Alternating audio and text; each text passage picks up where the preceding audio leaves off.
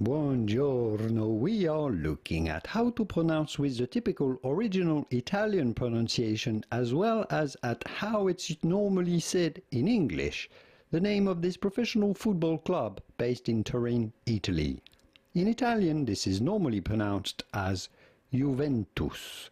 Yes, the J is pronounced like a Y, the V like a V, and the US at the end like a double OS. Juventus.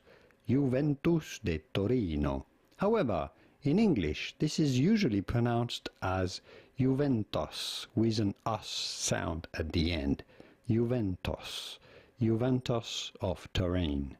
Here are many more videos on how to pronounce many names from football or soccer that are very useful, many player names and club names that you may want to hear and you need to nail the pronunciation of. See you there.